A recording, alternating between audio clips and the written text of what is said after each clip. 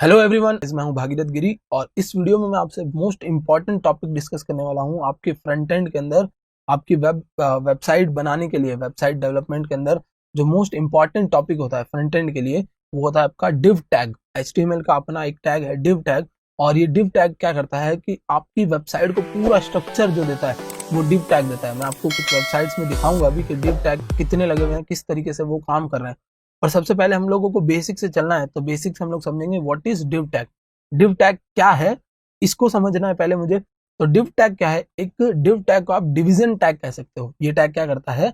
Division करता है। Division किसका करेगा? आपके वेब पेज का डिवीजन करेगा, उसको कुछ ब्लॉक्स में बांटेगा, कुछ ब्लॉक्स में बांटेगा, उसके पेज के कुछ डिविजन्स बनाएगा आपके लिए।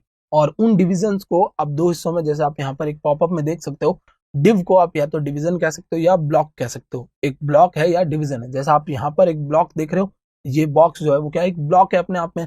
तो इस तरीके का एक ब्लॉक बनाना है आपको, तो वो काम कौन करेगा आपके लिए? डिव टैग करेगा। और फिर आगे मैं और चीजें बताता हूँ आपको। डिव टैग क्या करता है कि कंटेंट को कहाँ पर रखना है। जैसे सपोज इमेज कहीं रखनी है, कहीं टेक्स्ट रखना है, कहीं हेडर फुटर बनाना है।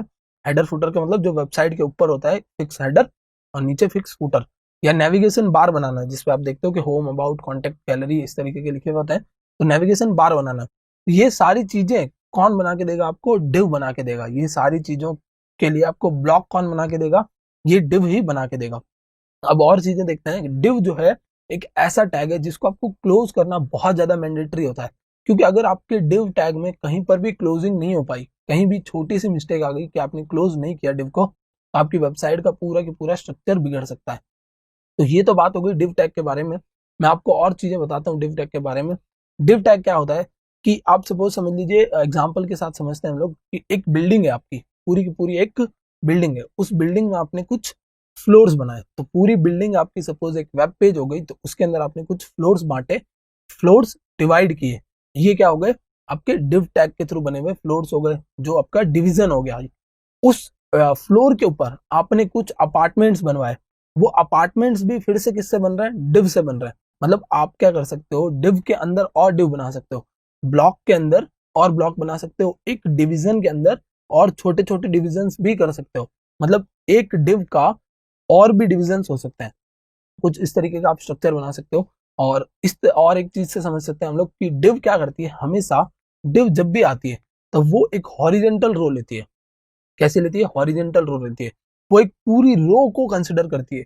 डिव कभी भी वर्टिकली काम नहीं करेगी, इस तरीके से कभी काम नहीं करेगी। डिव को आपने जहां पर लिखा, डिव टैग को जहां पर लिख दिया, उसके लिए वो हॉरिजेंटल रो के जैसे काम करती है। अगर आपको वर्टिकली काम करवाना है उससे, या आपको रो ना बनाकर डिव को कॉलम्स में बनाना है, तब आपको CSS यूज करना पड़ता है, जो मैं आपको नेक्स्ट वीडियो में बताऊंगा। नेक्स्ट वीडियोज में हम CSS जब डिस्कस करेंगे उसमें बताऊंगा।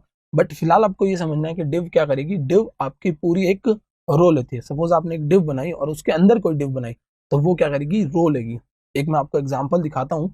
ये जो आपने कोड लिखा हुआ है, मैंने इस तरफ एक कोड लिखा हुआ है, आप देख सकते हो। इसके अंदर एक डिव है, मतलब क्या हो गया? एक पूरा ब्लॉक। उसके अंदर एक और डिव है। तो जैसे आप यहाँ देख सकते हो, कर्सर से इसको मैं समझा सकता हूँ आपको कि ये आउटपुट में आप देखो इस तरीके से बना हुआ है एक बाहर वाली डिव।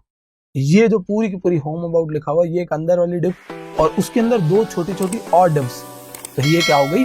डिव के अंदर डिव हो गई। पर ये जो डिव्स आपको दिख रही है होम और अबाउट पास में, वो एक्चुअली पास में नहीं दिखेगी, वो एक के नीचे एक दिखेगी, यानी रो वाइज दिखेगी आपको। ये जो पास में लेके आने का काम है वो कौन करता है? CSS करता है। तो डिव कभी भी अकेले काम नहीं करेगी, डिव हमेशा CSS के साथ काम करेगी, क्योंकि डिव अगर अकेले काम करेगी तो वो आपको सिर्फ रोज देगी, और हमको रोज नहीं चाहिए, हमको कहीं जगह पर कॉलम्स भी चाहिए।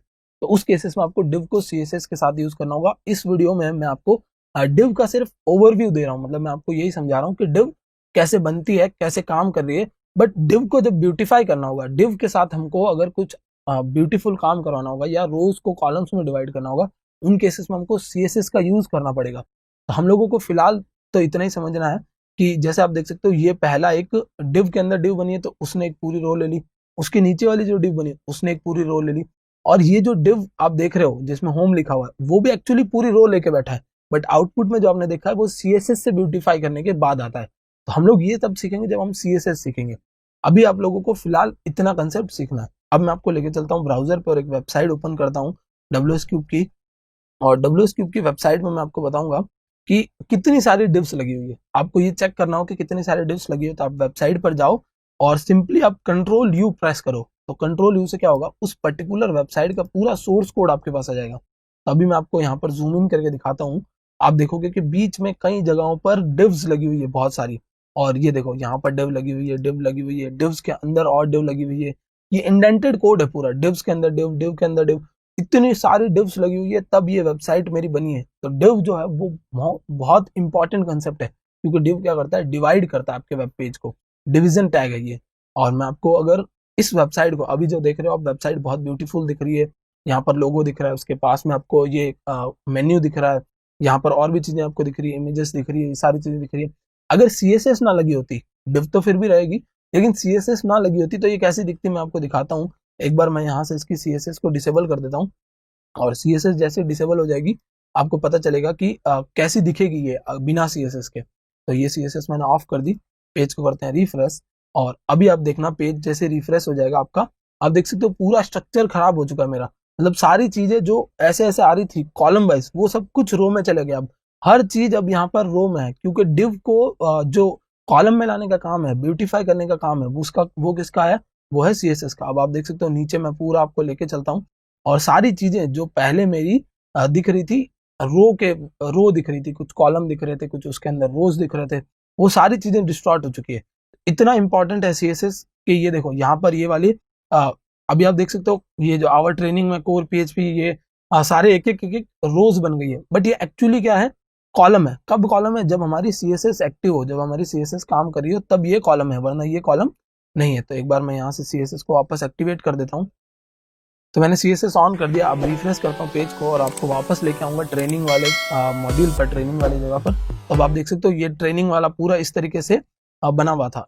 ये क्या बने हुए थे, कॉलम्स बने हुए थे, बट एक्चुअली जब मैंने CSS हटाई तब सारी चीजें रो में बढ़ गई। तो ये आपका कंसेप्ट है डिव का। डिव को जो डिफॉल्ट डिव जो बनती है वो वेब पेज पर एक रो बनती है। तो अभी हम लोग इसको एक इम्प्लीमेंट करके देखते हैं, थोड़ा सा बेसिक सा बना के देखते हैं, ताकि आपको ये और इजीली समझ में आ जाए।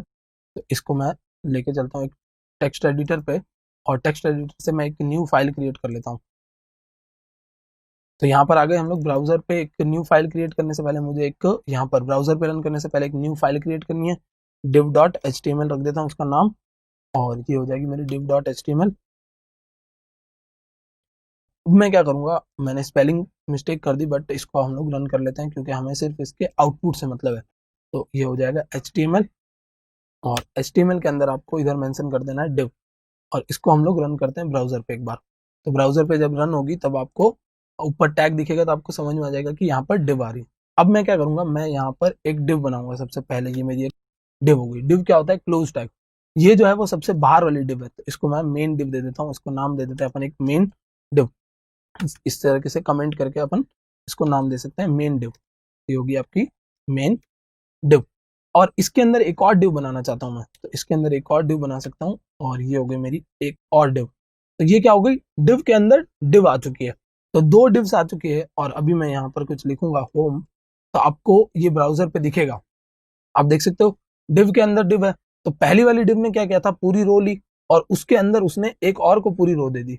अब इसके नीचे मैं एक और डिव बनाता हूँ यहाँ पर, और ये हो गया डिव। और यहाँ पर हम लोग लिखेंगे अबाउट। तो ये हो जाएगा मेरा अबाउट। अब ये नीचे आएगा, ऊपर नहीं जाएगा। क्यों, क्योंकि रो ली हुई है पूरी।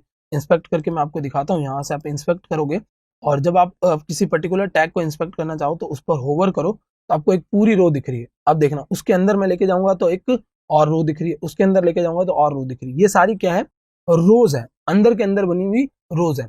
अगर मैं सपोज इनको एक बार हटा दूं और यहाँ पर एक और रो बनाऊं जिनके अंदर इनको रखूंगा, तो यहाँ से एक बार मैं ये वाला पूरा की पूरा कट कर लेता हूँ, और इधर एक डिव बनाता हूँ मैं। डिव बनाना मतलब एक डिवीजन बनाना है, और इसको मैंने क्या किया, इधर अंदर ले लेते हैं यहाँ पर।